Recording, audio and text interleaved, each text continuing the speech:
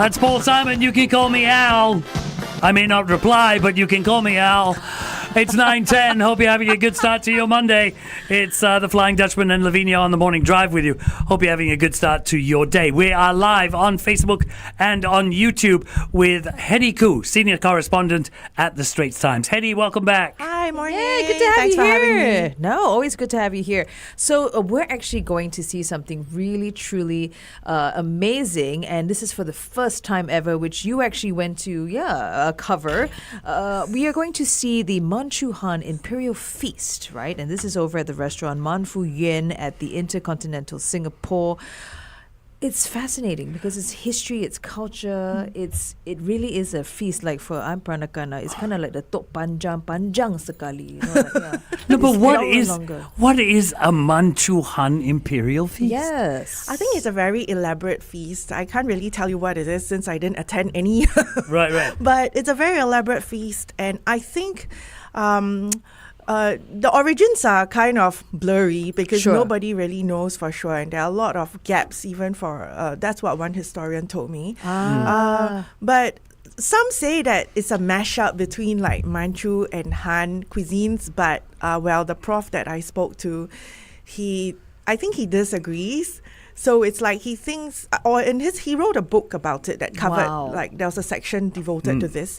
And apparently he was trying to strike a balance between the Manchu officials and the Han officials. So this banquet sort of came about like, I guess it still stems from diplomacy, trying to keep the balance. And later on, Right. also because the Qing court was, they had a lot of diplomatic ties and all, I guess the banquet became a way to host like Right. foreign, So yeah, it's you kind of know. like when Trump gets together with Netanyahu. You have a bit of American food, a bit of Israeli food. I have no comments. No, but food can unite, right? It does unite. Yes. So I can see where this is going. Why Oh, did you yes. want to cover this? Because I myself, I'm very fascinated, though I know very little of, history, Chinese history, and, the role of food in it. And so when I saw it come out, I was like, hey, why are people doing something so unfashionable? I'm sorry, but just being straightforward here, I mean, everybody's into like, I don't Sustainability, know, matcha, what else? Table to farm. Like, so it's interesting to me. Like, I'm just wondering why would they do this? And I was just curious, and I was just wondering how far are they going with it? Is it a marketing gimmick? How true are they staying to the cause? How are they even doing this? It sounded really like OTT. But so I wanted to find out. But we were talking off air, and you mentioned about how they are truly committed to the cause in a way because of the investment that they're putting in. Yes, I was really surprised Yes. because you would think that in this day and age where everybody's complaining about rising costs and like restaurants closing, closures and all. Why would they invest so much in this? So it's not just, I think there's a lot of emotional investment as well as financial investment into this, and I'm really surprised, and it's heartening because to see people so devoted to bring this alive, to carry this forward. Okay, let's talk a little bit more about this as we go on to Facebook Live. For those of you on radio, you can join us on Facebook Live or on our YouTube channel. And remember, join us on our Facebook Live to win the $150 worth of dining vouchers for Lust Restaurant and Bar. So a little bit of research says that this originated somewhere in the 17th century, as you were mentioning. Fascinating. And it was, 100 dishes served over several days? Yeah, I think there's bound to be some dispute over that because different sources give different numbers. But according to the master chef, who I think spent 5 decades of his life at least to learn and to chronicle and record. And he actually came out with a book in 2017. Oh, wow. Which is about, I think, over 700 pages. Wow. So I think he has a group of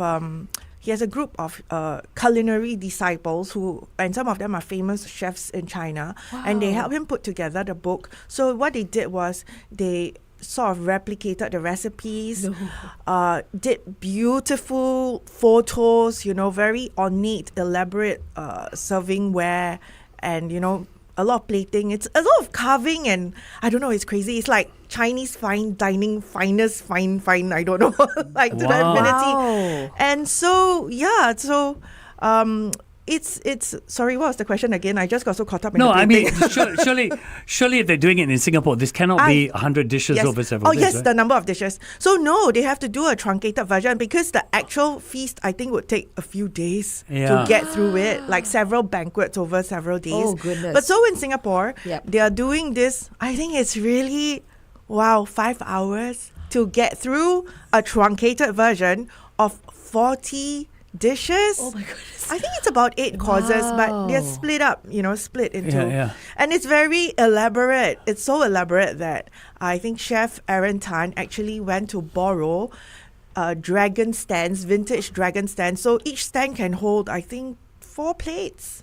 Like it's a special stand, and you can't just easily go and buy it off Taobao or something. Right. Yeah. So he actually had to borrow them, like 7 pieces. Yeah, and they will be used at the banquet. Oh, so, How did he get involved in this? I mean, why stage this? yeah, so apparently he had to start work very early in life, as the case with a lot of these chefs, because the family wasn't so financially well off. Sure. But in the middle of all that, I think in his teens, when he was 14, he watched this movie called A Chinese Feast, and in it, it's centered around the cooking of all these very elaborate dishes from the Manchu-Han Imperial Feast, and he just wanted to learn about it, but he spent so many years, nobody was able to tell him until I think just a couple of years back, he met, I think was it 2023, he met this master chef Qi Jingzhu, who is a culinary descendant of He's the one also coming empire. down, right? Yes, that's right. He's a culinary descendant of who?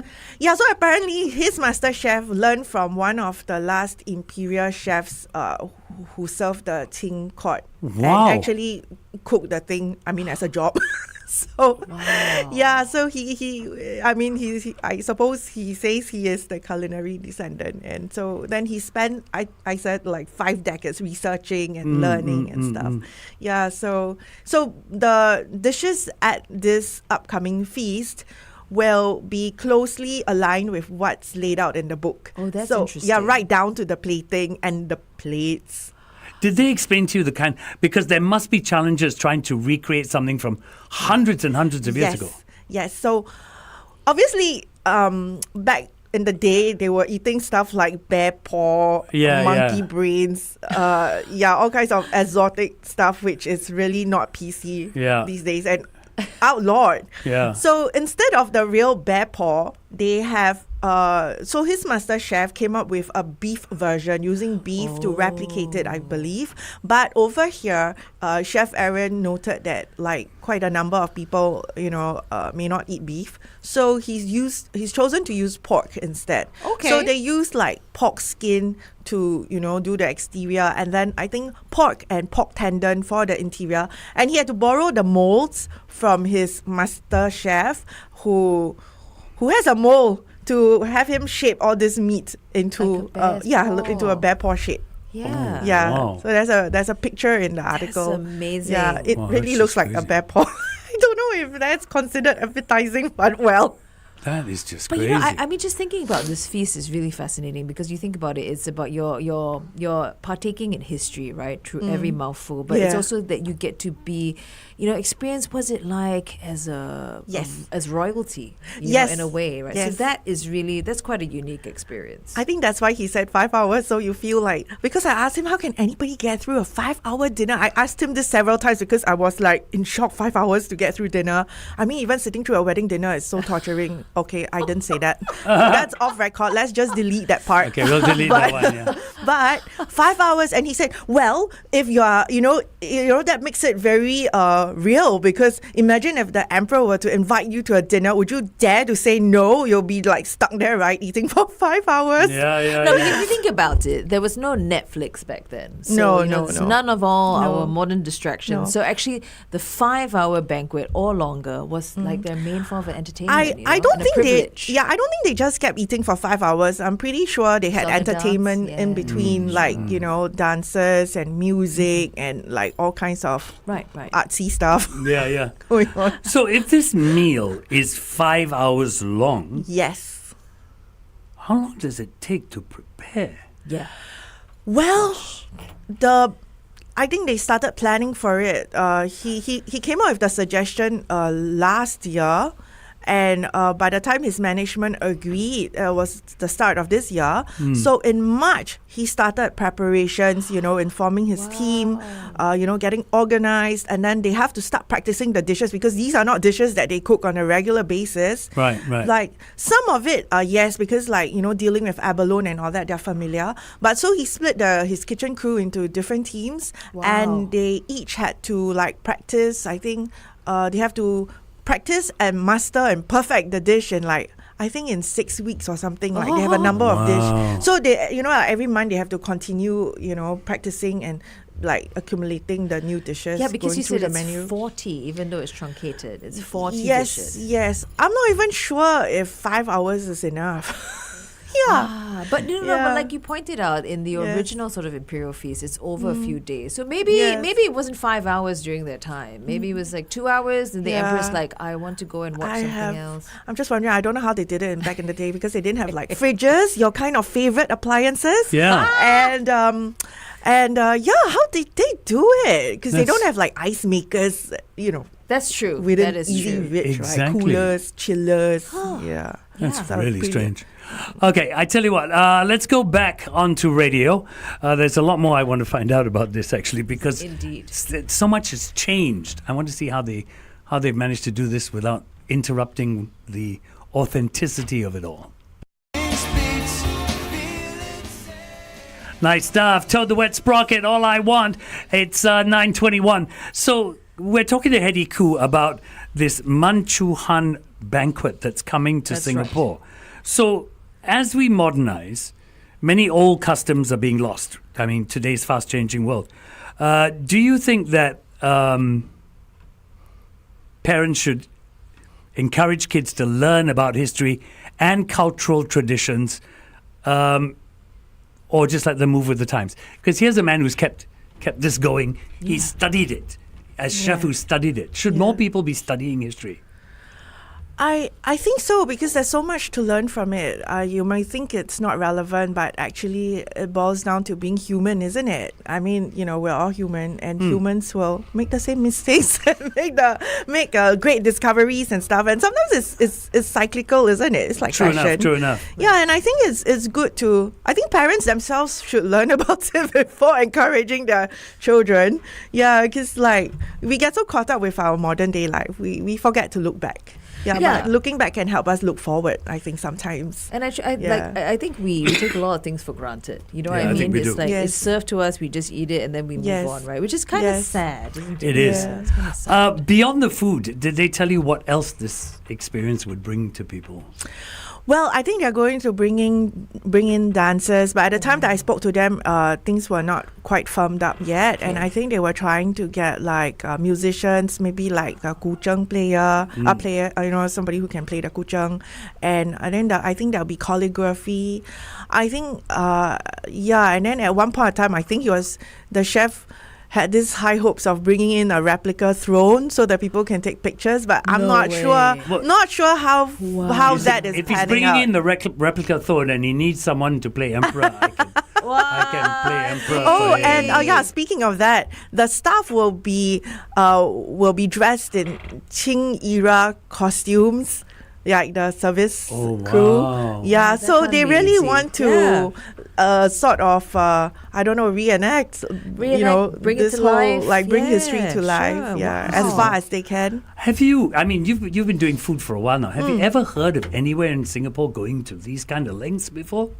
No, because my knowledge is not that wide, but but I mean, just this alone, I'm really surprised at the amount of effort, because even for just now we were mentioning, even the tableware, Chinaware, servingware, $14,000 to new plates to emulate what's laid out in the book. Wow. And I think the 14,000, I think the budget had to go up a little because shipping. You get Some of breakage. these plates, would arrive broken, so they didn't have enough, and they had to quickly put in orders for new ones. So I'm sure they probably have them by now. Wow. Yeah. So it's a lot of effort. It's immense effort. And I was asking, like, how did he even get his team on board? I mean, it's busy enough, right? Day to day operations. But I guess he managed to get them to buy into his idea, and they're all very supportive. Remember to answer the question that's scrolling across the bottom of our screen. You could walk away with a fantastic prize. That's right. We wish we could send you to this Imperial Feast. I but want to go to this instead, feast. we have a $150 worth of dining vouchers from Lust Restaurant and Bar. They're nestled in a black and white conservation house along Portsdown Road, and it's a Scottish whiskey restaurant and bar. So if you like your Scottish whiskies, all the more reason to check this place out. So you can head on over to their website at Lust, which is LUSS.SG. So someone's asked us on Facebook, do you have any idea what the calorie count is? I have no idea No, because if yeah. I was just like counting the minutes. Yeah, I can imagine. So let's get down to brass tacks. Do we know how much it costs? 588 plus per person. Oh, that's not bad. Come on. It's like 40 over dishes, right? Yes. Yeah, no, I mean, that's it's $5. worth it. Yeah, he didn't dare to price. I mean, it sounds ridiculous, but he didn't dare to price it too high because he didn't want to discourage people from coming. Yeah, of course. I think over in Hong Kong, it costs a lot more, he was saying. Yeah, so he's really tried to. I mean, imagine the cost. I think just for a garupa skin alone, and they went to great lengths to procure some of the ingredients. Right. Like for a garupa skin, a giant garupa skin, I think it's like $6,500 just for the skin alone, which is 12 excuse me. kilos. Yeah, and it's one giant piece. And he had to wow. get it from Shenzhen. Oh, wow. It's not available here. So before we go, could you let us in on the details? I think some people are very much interested. When Yeah, it yeah. is and how do we book it? Oh dear, I have to look at my own article. Okay. There we go. But I do know for a fact this is over 2 days. like you Yes, said. it's on the November 8th and 9th. It will start at 5:30 p.m. and hopefully end by 10:30 p.m. Yeah, and then for reservations, you can call 6825-1008 or email. It's very long. Okay, they can No, just go use and the phone refer. number. Yes. Yes. So if you didn't catch the number, watch our Facebook Live or YouTube channel. The number is there. Hedy, thank you so much for coming Thank in and you. telling us Thank about you this for having incredible me. feast. I'm super intrigued. Now I'm wondering if I can last 5 hours I can last 5 hours. to eat. I want to just try something this unique. Yes. I think This is I must go and check amazing. it I'll out. take- Hey, thank you for sharing it Thank with you us. so much. Thank Hedy, you. thank you. Why start your day any other way? The Morning Drive, weekdays from 6 till 10 on FM 91.3.